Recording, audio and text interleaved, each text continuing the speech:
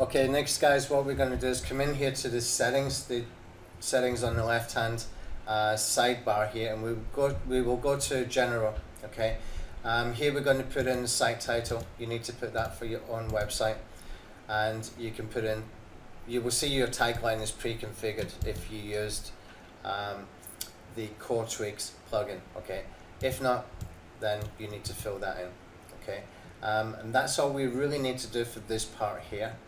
And I'm just going to click on save the changes.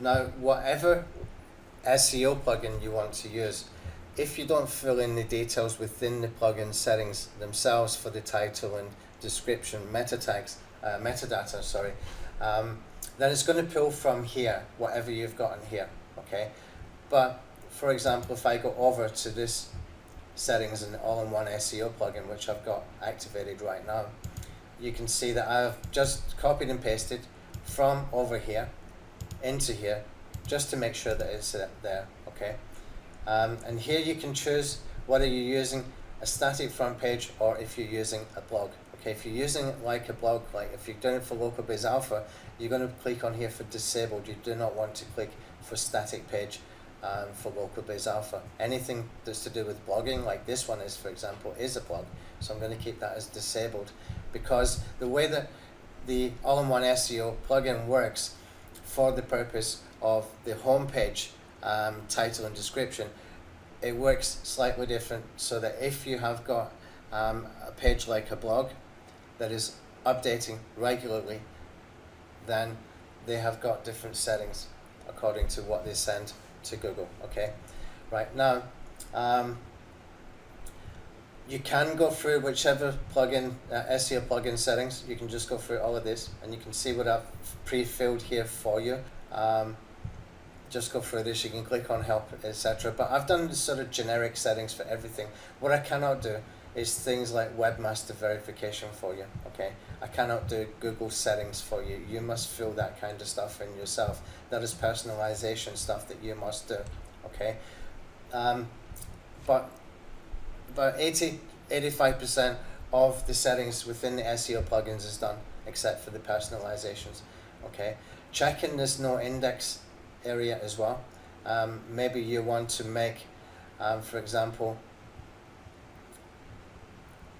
the forms no index, then you can do that. Okay, maybe you want to have media no follow. That's entirely up to you. Okay, I've set it up the way I think it should be set up.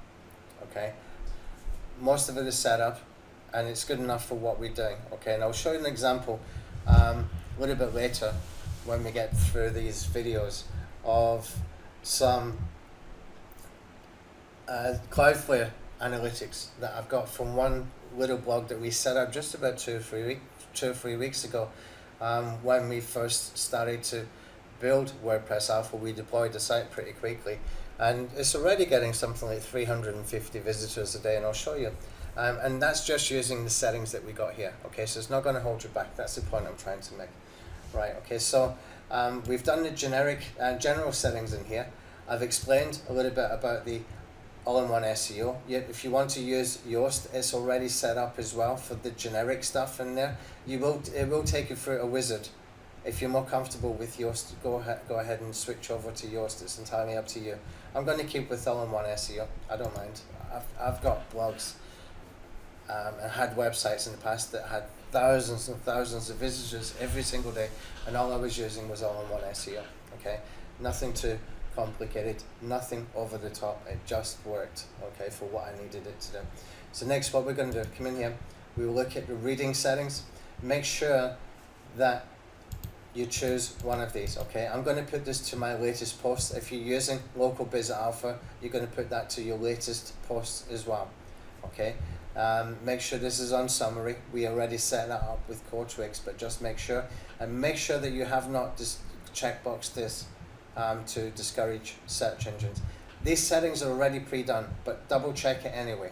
Okay, click on save. If you double check stuff, then we never get a surprise.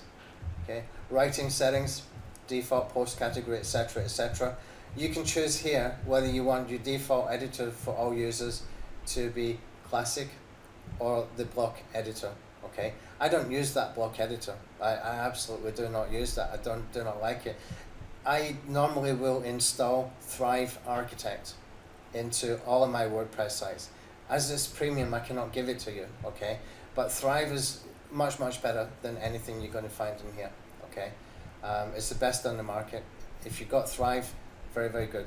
If you haven't got Thrive and you look at the price and it puts you off, then go and have a look on Fiverr.com. Somebody can install it for you for $5 or something like that on a site, for your most important sites, and try it and test it. And if you like it, go and buy it later, okay? This one here, to allow users to switch editors, you can choose yes or no here. I've got it on no because I never use the block editor. If you want to use the block editor, then you're going to have to come here and switch it on, okay? I'm just going to keep it no because I don't want it. The update services, this is for pinging when you do a new post, okay? And you can see I've already pre-filled that for you. Save it, and we're out of there, and we've done the SEO settings, and we've done the basics, most of the basics that we need.